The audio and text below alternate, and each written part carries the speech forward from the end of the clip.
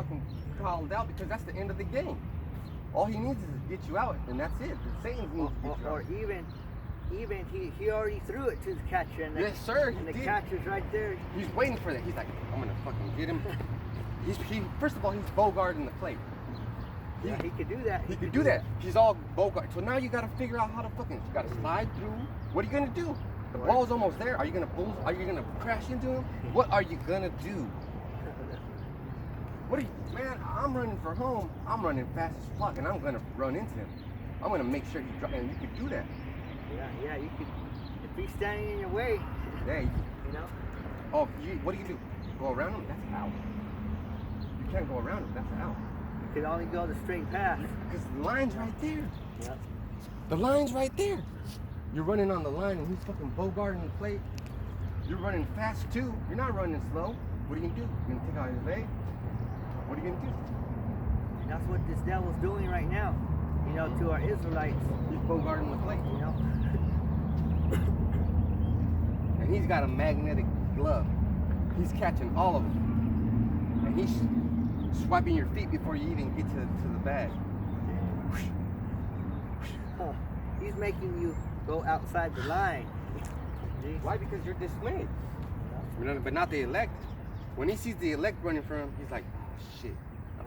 He steps back and lets the line.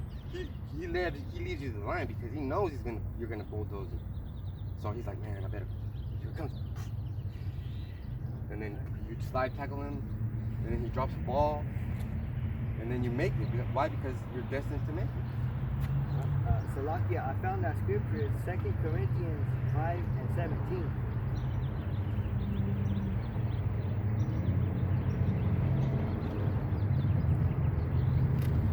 That was a good analogy, huh?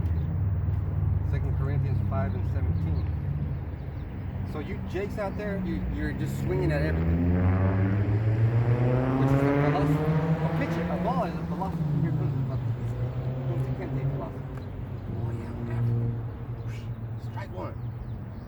Here comes the Black Panther one. All out black. Strike two. But here comes the Hebrew Israelite one. I'm a Hebrew Israelite. I'm from the tribe of Issachar. Crack. Oh shit, 700 feet over the fence. 2 Corinthians 5 and 17. Therefore, if any man be in Hamashyach, he is a new creature. Old things are passed away. Behold, all things are become new. So it said if anyone is in Mashiach, therefore, if anyone has came into the truth already of the Bible, it says he is a new creature, you know. So when we came into the truth, we became a new creature, and that means a new creation. Let me get this for you, brother. Revelation 21 and 5. And he that sat upon the throne said, Behold, I make all things new. And he said unto me, Write, for these words are true and faithful. And that's Yahushua. He makes all things new. So we believe in Yahushua, so he makes us new. So you got to renew your mind, your spirit. You know? Papa's got a brand new bag. Because once you come into the truth, you do go through a lot of grief, you know. But if you can make it through that, you're gonna see the sunshine, you know. There's a light at the end of that tunnel, because you're really escaping from the prison that is your past. You know, Christianity, this and that. So you got to dig a hole, and you got to keep digging. You got to know that there's a light at the end of the tunnel. You're gonna get out because you believe in Yahushua and Mashiach. Yeah, because there's a lot of things to study on. You know, the picture is big, you know, and the pieces are small. In order for you to connect the pieces to get that picture, you know. But if you get that picture, you're gonna be looking at everybody else like if they're nothing, you know, like you know, according to wisdom, you know. So if you want to go back to, or you guys. Let me get your note.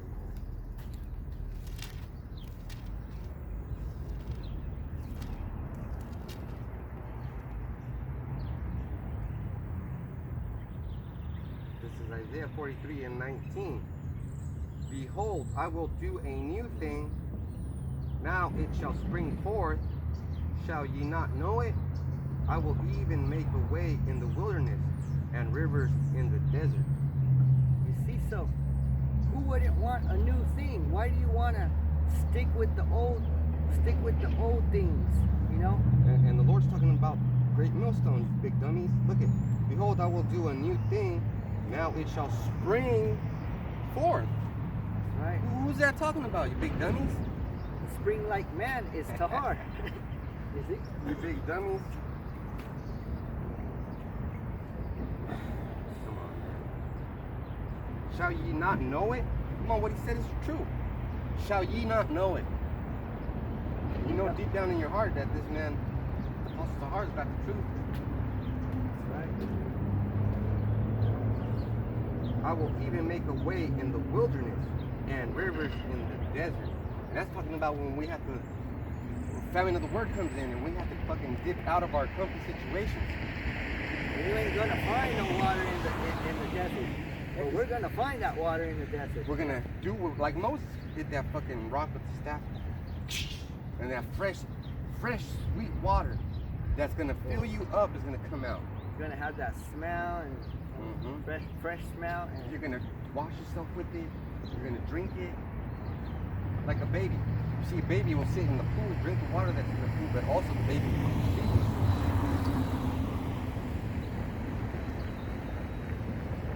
But you ain't no baby, right?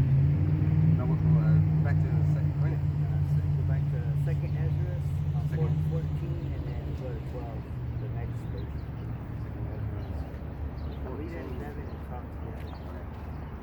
Second Ezra 14, verses 11 and 12. For the world is divided into 12 parts, and the 10 parts of it are gone already, and half of the 10th part, and there remaineth that which it is after the half of the 10th part.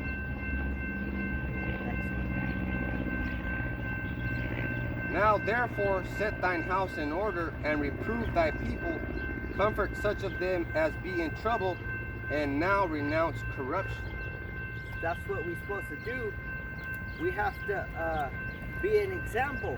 We have to be an example of a leader, you know? We have to lead our nation and reprove them. Reprove means to teach them, you know? If they're going off on something, we have to let them know that's wrong. Be like, hey, look it. Well, how did Moses tell? You know, when Moses found out he was an Israelite, he had a hard time. He had a hard time feeling. Yeah, he's like, dang, these stupid people, they're not getting it. Yeah. And remember what he did? He loved his people so much that he killed that Egyptian slave master that was whipping his fucking brother. And that was the first time he found out he was an Israelite. Moses killed someone, so you know. There you go.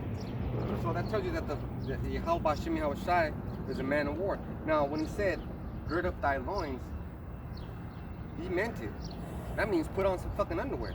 When he said go to war, he meant it. Because what happens if you don't have underwear? Let's say what happens if you're out of the shower and your junk is dangling. You're nice and relaxed. You're relaxed. You're not thinking about war. But what happens when you have to gird up thy loins? Yeah. You have to make sure your nuts are way strap, up there. You have to strap everything up, you know. And in sports, it's called a cup. Yeah. What happens when you put on that cup? You're into that spirit of baseball or whatever you're doing. You put that cup on, you're a jock. Because you got protection. You know you got protection. Because that's like the most sensitive spot, you know. And then when you have protection, you don't worry about it. Because when I was practicing jiu-jitsu, I had my cup. My cup was the most important part because people put their knee on your shit to get out of your guard or something like that. So I was like, go ahead, man, I got a cup. Why would you even want to be touching, somebody else's? And that's why I wore a cup, because I didn't want to touch nobody. I didn't want no man feeling my stuff.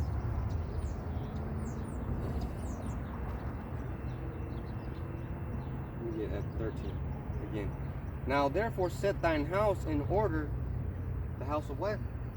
House of the Hamashyach, the house of Israel. And also, if you're the man of the house, you know. Yeah, a woman can't set a house in order. And reprove thy people. Look, you guys, the Negroes, Latinos, and Native Americans, right now you're idle. You're worshiping idols. You're calling to a false god. This, boom, that hurts to hear. That's right. Comfort such of them that as be in trouble and now renounce corruption. So we're not going to comfort all of them. We're going to comfort the ones that renounce their troubles. Yeah. Oh yeah, and I had the definition for renounce. Oh, man, get it. And that's scary because my cat scratched up this page. Look at Oh. That's the page that we're on? it. Yeah. Oh shit. And it's time to get spiritual, man. It's time to get spiritual. If you're not going out, look it. If you're not going out at least once a week, because this truth is difficult.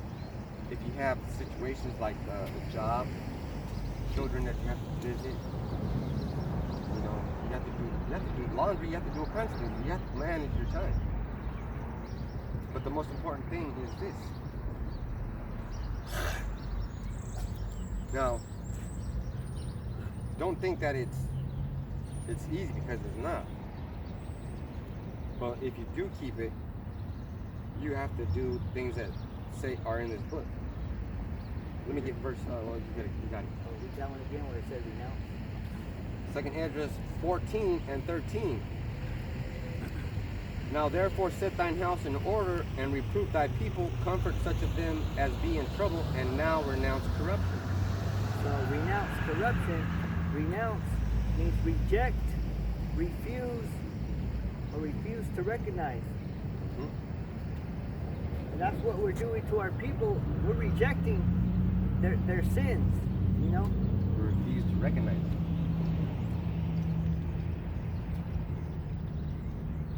Let me get 14. Let go, throw the mortal thoughts, cast away the burdens of man. Put off now the weak nature. So it said, let go of mortal thoughts. So there's mortal thoughts, which are carnal thoughts, which the body's telling you to do it, you know. But there's immortal thoughts, which is coming from the spirit, you know. And that's rejecting sin. Because your body is telling you to sin.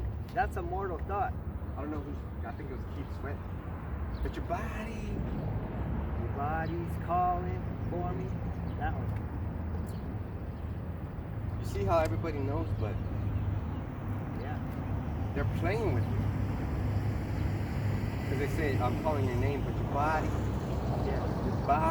is calling me. That means that you're not putting off the mortal thought. Yep. If your body's telling you to sin, you have to turn off that light switch and tell it not to. Yes, sir, that's right. Because what, like you said, it starts in the brain, right? The stimulus is a perfect example. What were your first thoughts when you got that stimulus check? Oh, I'm gonna save, or I'm gonna pay this off. Some people were like, I'm gonna get a gun. 144. Somebody said, I'm gonna get a gun and I'm gonna do this. I'm gonna do that. Nobody said, I'm gonna get a Bible, start studying the scriptures. Nobody said, you know, I'm gonna take this money and share it with the poor, or share it with the brothers, or you know. Yeah. Because if you have kids, you get more. And this is the scariest time to be a Hebrew Israelite, because the mark of the beast is coming. And with that, it means we're gonna lose our jobs. Because I'm not gonna take that shit. Even with the vaccine shot, you know. Damn. And everybody's fucking, and the people that take it, guess what? They get all sensitive about the subject. So if you don't, and this happened, they were like, did you get your vaccine? I go, no. And then the first thing that the lady said was, you don't like the kids, you don't love the kids. I go, I don't give a fuck about these kids. Do you even know what's in that vaccination? And then both of those ladies said no. So they were trying to shame me because I didn't get the vaccine, but they got the vaccine. And then I flipped the script and I was like, well, do you even know what, because one of them called me a dummy in Spanish. Called me a menso. So then what happened? I got upset. naturally. But I didn't get upset and emotional. I got upset and I put it in gear and my brain started working. I said, do you even know what's in that vaccination? They're like, no. I go, little tiny robots. And then I told them, you know what? Look up Revelation 13 and 16, and it tells you, and I told them about the peroxide and the paragma, and I said, you're just an anti-Bible person. And then they got real pissed. You see? Don't be starting shit with me.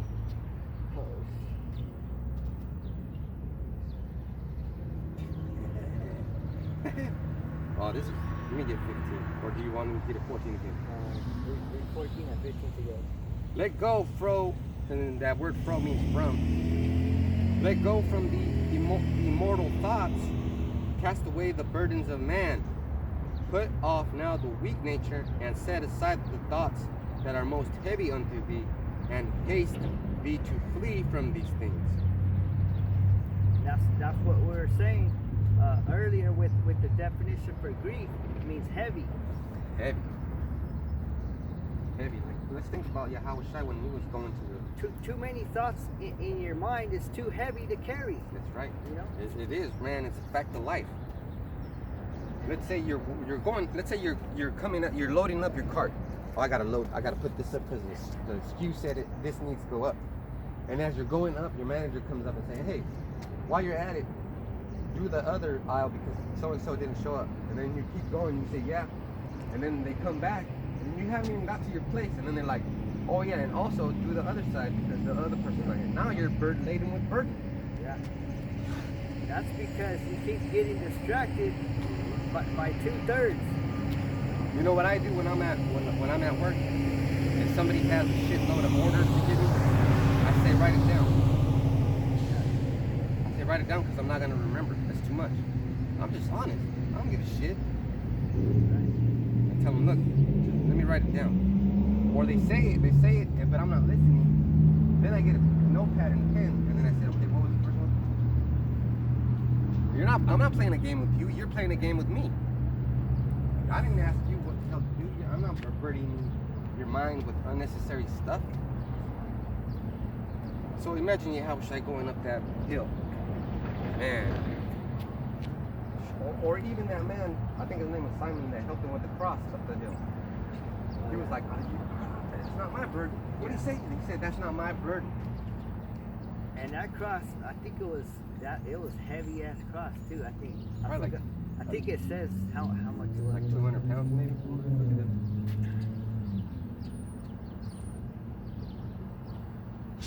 That's why scriptures say to bear your cross. You know, take up your cross.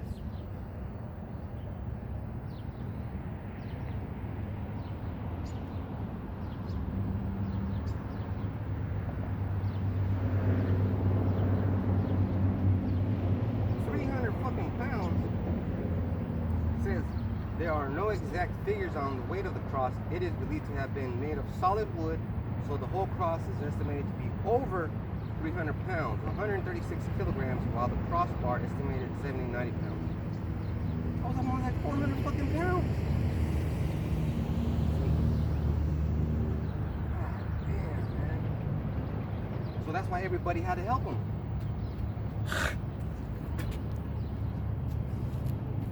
And that was extra.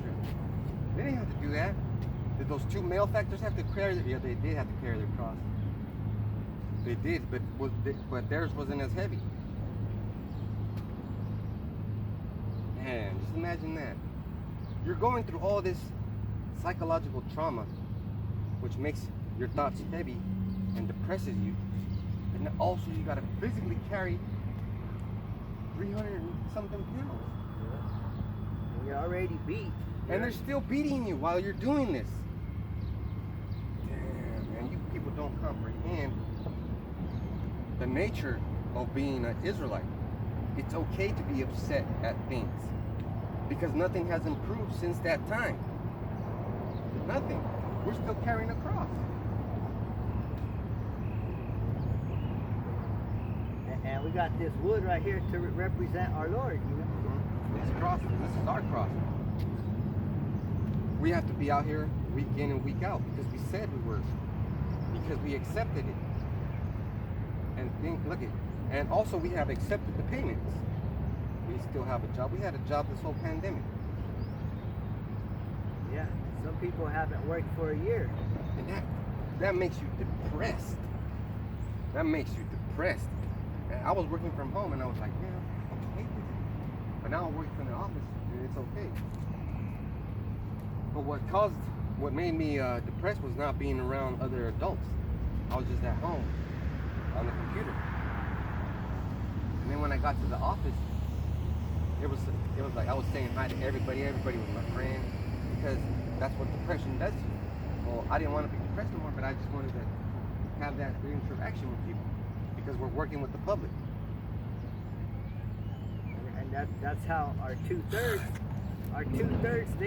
they can't even deal with the pandemic, because right away they need this or they need that. But the hopeful elect, they'll be able to have patience through all of this. And remember, the next week we're out here is going to be the end of the week of unleavened bread, which will be the end of the Passover. And at the end of the last year's Passover started this pandemic, so we can't wait. Let me get 16. No, 15. Second Ezra 14 and 15. And set aside thoughts that are most heavy unto thee, and haste thee to flee from these times. For yet greater evil than those which thou hast seen happen shall be done hereafter. So when he said done hereafter, it's talking about in these last days, because that was 2,000 years ago, and hereafter is now, in these last days. So this is what we're gonna be looking forward to. This, and I started with this, Matthew 24 and 7. For nation shall rise against nation, and kingdom against kingdom, and there shall be famines and pestilences and earthquakes in diverse places. That's what it is right here. Yeah, and we're still waiting for the big one, the big earthquake. San Andreas. Oh, yeah, so it's gonna be hard. It's gonna be hard. So why can't you link up a big earthquake with what's saying that there's going to be great earthquakes? In diverse places. Man. There's a place called the Pacific Rim, and it's where all kinds of volcanoes are erupting, and there's earthquakes. The Pacific, Pacific Rim. Yeah. Or the Yosemite, I think, or something. Yosemite. Somewhere. One of them national Yosemite parks. National Park is the middle of the United States, and that's gonna go off like a bang, because it has a lot of volcanoes under the ground, and they're just waiting to pop off. And if you don't believe that a catastrophic natural event can happen to move and change the earth, just look at the flood. Look at the Grand Canyon. Those queers that our scientists say that the Grand Canyon was a place where the water springed forth to cause the flood, because it moved all the tectonic plates, and there's rocks of there's like fucking layers of rocks that shouldn't be there. Man, I don't know what the fuck you guys are talking about. Not only that's messing up the world, but the scientists, at CERN, because if you study about CERN, they're doing some heavy stuff. Heavy witchcraft. Those are wizards. Those are wizards. Man. Those are wizards because they put on that white lab coat, and the color white represents pure. And they're doing what? Pure evil. Yeah, because I was going to it with the brother, because they're trying to pull antimatter, which is from the spirit realm, and it's kind of example of that movie Ghostbusters, because Ghostbusters they had to use a plasma gun, right? Ectoplasma. And then they pull it and trap it, they trap it. Yeah, which plasma is what's outside of our atmosphere. So space is really a plasma, because plasma is all the hydrogen and all the electricity. Yeah, so they're all thick, and when something gets thick, what happens? It becomes a gas. So it turns into a gas, and then it turns into plasma. It's a form of matter. Mm-hmm. But and that lets you know that they're trying to go to the heavens of the heavens, because that's heaven with the antimatter, but they're trying to go into the realm. They're trying to do what the Most High could do. You know, can't do that. You know what would be fucking funny? If one of those people got possessed by a demon and started killing shit. Because I was watching on Netflix, it's called The Dragon's Blood or something like that, and this guy got possessed by a dragon. So now when he gets pissed off, he turns into a fucking dragon and starts slaying motherfuckers. The Lord's got creatures like that for you in store. So they try to pull antimatter, you know. But when they do that, they're actually pulling in evil spirits, you know. That's why a bunch of stuff is happening right now. All these protests, you know, everybody going out in the street, don't know what the hell they're doing. 2 Ezra 14 and 17. For look how much the world shall be weaker through age, so much the more shall evils increase upon them that dwell therein. That's what the brother was saying. It's gonna get weaker and weaker. For the truth is fled far away, and leasing is hard at hand. For now hasteth the vision to come, which thou hast seen. Hasting the vision to come. That's what we're doing. Hasten is coming. That's, man, these lessons that we've been bringing out, it's just, all I've been hearing is hasting, you know? Oh, and the apostles were talking about the chariots. Which is a big part of the church. So when Hamashyach comes back, because look at these scientists know that Hamashyach is in outer space, and they're looking with their telescopes, looking for big giant spaceships. That's why they're trying to pull the antimatter, because they're trying to create a spaceship that can do like 700 miles an hour a second, like Apostle Har said. But they can't do it with fucking regular fuel that we have on the planet. Another example is that movie Back to the Future, right? So Back to the Future, they had to go a certain speed. They had a hit. It was 88 miles. Yeah, 88 miles. 88 miles per hour. And the same thing with CERN. They have to hit a certain speed. Speed of light. You know, the speed of light. And why? Because the speed of light will cause those two hydrogen atoms to collide and explode, causing that antimatter. Because once you do that, now you're messing with time. You know. Yeah. Now you're messing with my emotions, smoking. And let me put some understanding into that. This is Genesis 1:1-3. And Elohim said, "Let there be light," and there was light. So the speed of light. Now we're talking about what these scientists call the Big Bang. Hamashyach spoke it into creation, so that, and then scientists know that cells form like if somebody spoke it to form, because it has a vibration of the cells that created them, and you can tell that it vibrates from the sound frequency, and that's from the beginning of time, they say. So that was it.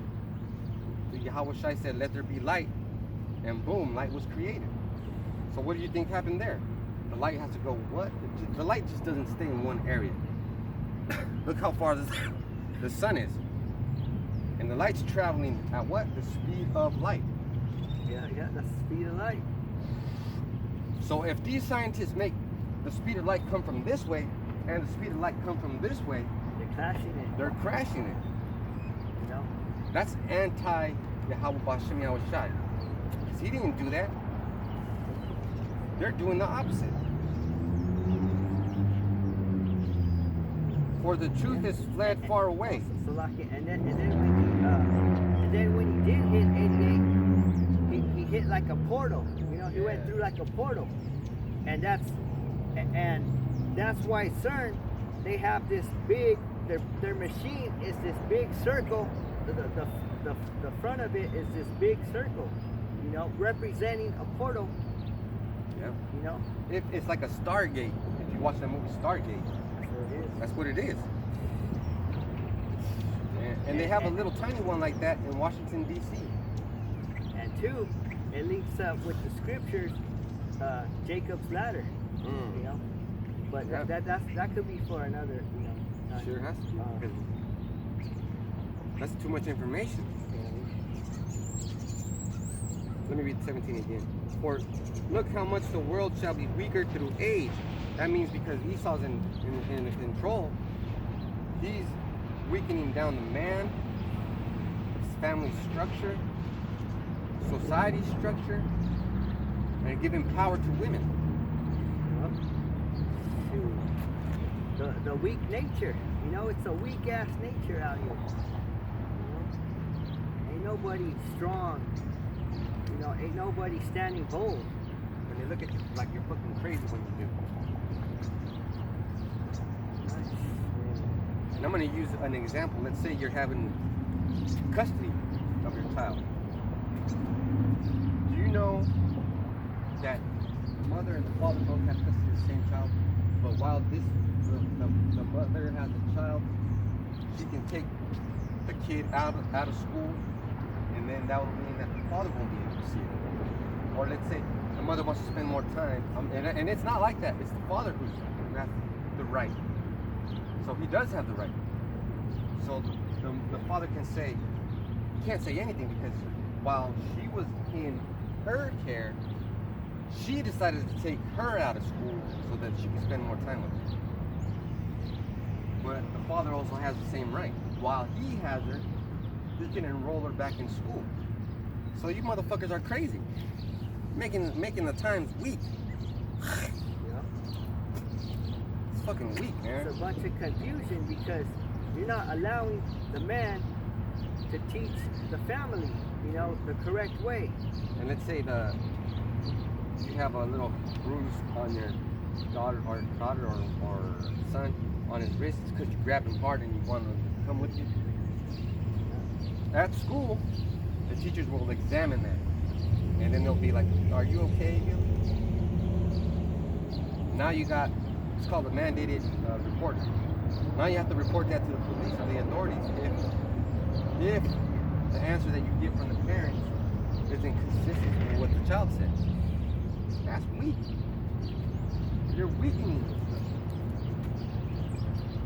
If we can't reprove our people, you know, that's what the whole thing is about. If we can't reprove our people, then how are they going to grow a strong nature? So for now, hasten the vision to come, which thou hast seen. That's your Hamashyach coming back. And brother's been having a lot of dreams too. And you know, my back doesn't hurt, man. For some reason, I'm just getting stronger. Like it's that herb I'm taking. Like the brother said, we got to go back to the herbs. Yeah, because it's probably affecting his bones, you know. Oh shit! You know, my bones were consumed.